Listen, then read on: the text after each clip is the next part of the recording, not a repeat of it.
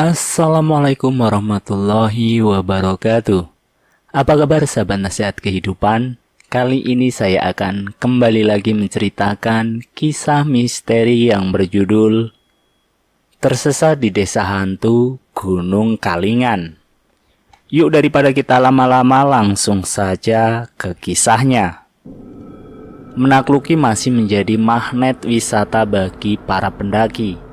Kadang para pendaki baru suka lupa akan bahayanya mendaki gunung jika tidak melakukan persiapan dengan baik, sehingga seringkali mereka tersesat, terkena hipotermia yang akhirnya berhalusinasi, dan terakhir lupa akan etika sehingga seringkali mereka diganggu akan penunggu asli.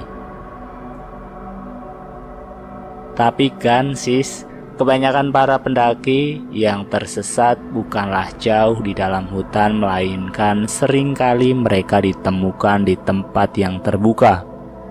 Tentunya kegiatan mendaki gunung bukan sekedar aktivitas menyenangkan semata. Kegiatan ini membutuhkan berbagai persiapan mulai dari kekuatan fisik, peralatan, sampai wawasan yang cukup sebelum melakukan pendakian. Tidak ada salahnya kita belajar dari pendaki-pendaki yang sudah berpengalaman agar kejadian buruk tidak menimpa kita.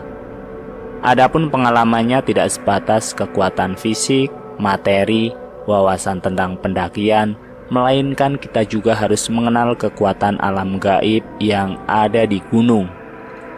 Jangan sampai kan sis pertama kalinya mendaki dan pertama kalinya juga bertemu penunggu gunung tersebut seperti yang dialami salah satu teman saya ini.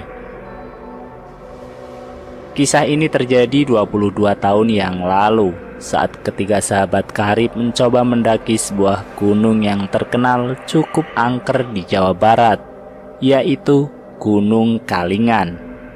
Gunung Kalingan memang bukan gunung yang mudah untuk ditaklukkan oleh siapapun.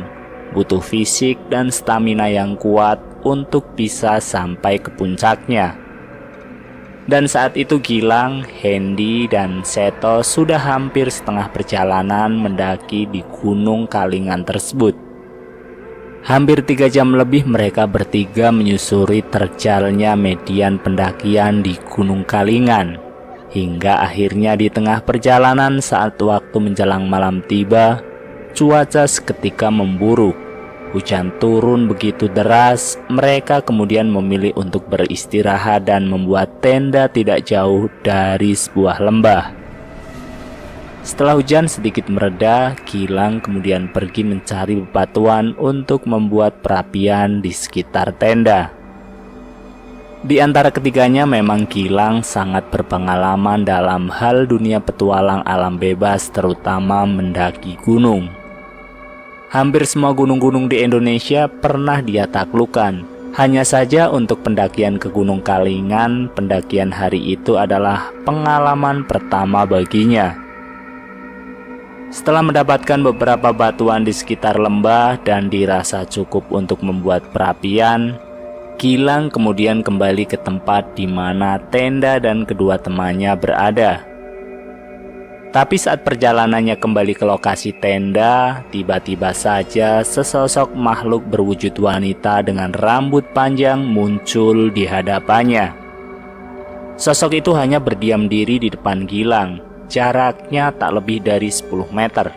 Sekilas terlihat jika sosok tersebut berwujud wanita dengan rambut panjang muncul di hadapannya. Sosok itu hanya berdiam diri di depan Gilang, jaraknya yang tak lebih dari 10 meter. Sekilas terlihat jika sosok tersebut hanya memiliki 2 mata tanpa hidung dan bibir. Sesaat kemudian sosok menyeramkan itu bergerak perlahan mendekati Gilang.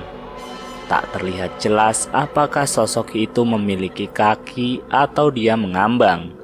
Tapi yang pasti pergerakannya sangat halus saat mendekati Gilang. Astaga, ini makhluk apaan lagi? Saya harus segera lari dari sini, ujar Gilang dalam hatinya. Gilang berbalik arah dan kemudian berlari dengan jalan memutar arah. Sekalipun Gilang memang pemberani dan berpengalaman mendaki berbagai gunung di Indonesia, tapi bertemu sosok hantu menyeramkan langsung di depan matanya seperti itu adalah pertama kali bagi dirinya, dan itu memang sangat menyeramkan. Setelah beberapa menit Gilang berlari di tengah udara dingin dan gerimis yang mengguyur, akhirnya Gilang menyadari jika dirinya tersesat di hutan gunung tersebut. Di tengah kepanikan dan keputusasaannya, tiba-tiba dirinya mendengar suara begitu ramai riuh. Semacam ada sebuah desa tak jauh dari dirinya berada. Penasaran dengan apa yang didengarnya tersebut, perlahan Gilang mulai mencari asal suara tersebut. Tak beberapa lama kemudian dari jauh ia melihat sebuah desa kecil yang sepertinya dihuni oleh banyak orang. Senang dirinya menemukan desa dan pemukiman. Gilang kemudian mendekat ke desa tersebut, tapi perasaan Gilang perlahan mulai berubah ketika dirinya mencium aroma bau amis yang semakin menyengat seiring dirinya mendekat ke arah desa tersebut. Karena kondisinya yang memang tidak punya pilihan lain, Gilang tetap mencoba mendekati desa tersebut dan berharap bisa mendapatkan bantuan dari penduduk di sana. Sesampainya Gilang di desa tersebut, desa itu ternyata memang terlihat cukup ramai. Anak-anak kecil terlihat bermain kesana kemari berlarian, sementara para orang tuanya duduk di depan halaman rumah masing-masing sambil berbincang satu dengan lainnya. "Pak, maaf numpang tanya, saya kebetulan tersesat saat mendaki. Kalau untuk arah kembali ke pos 1, jalannya lewat mana ya?" tanya Gilang. "Tak aya jalan, cicing we di dieu salamina," ujar pria tua tersebut. Kaget dengan ucapan pria tua tersebut, Gilang merasa ada yang tidak beres dengan desa misterius tersebut. Perlahan Gilang mencoba menjauhi desa tersebut, tapi sebelum menjauh, tiba-tiba pria yang tadi berteriak kepadanya, "Teangan 2 batu badak di tukangan desa ieu. Milukeun aliran cai eta jalana," kata pria tua dari desa misterius tersebut sambil berteriak.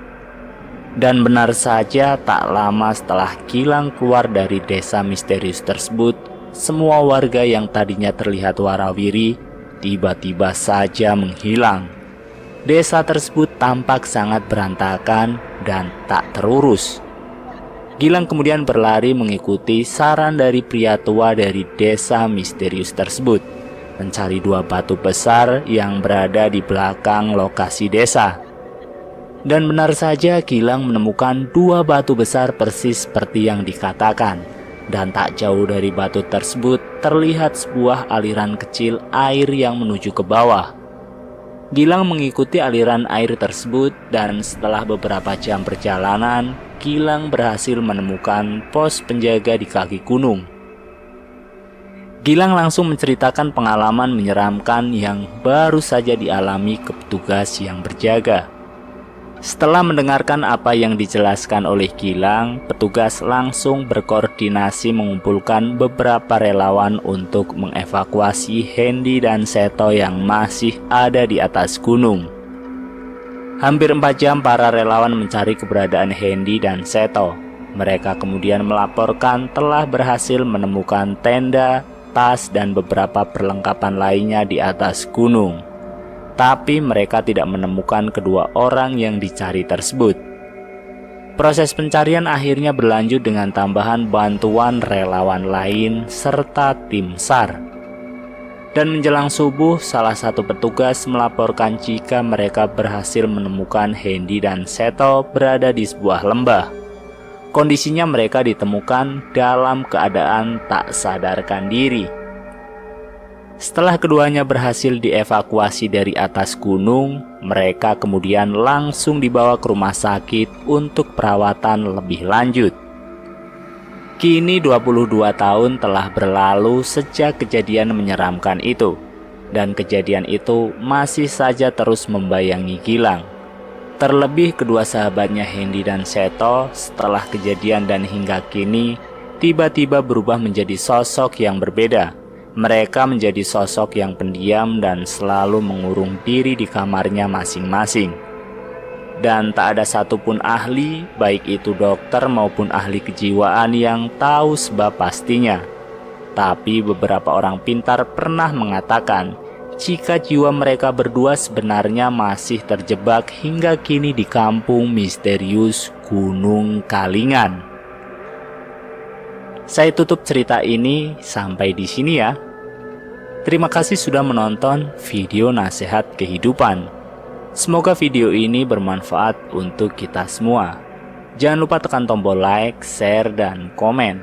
Tekan subscribe untuk mengikuti video kami selanjutnya ya.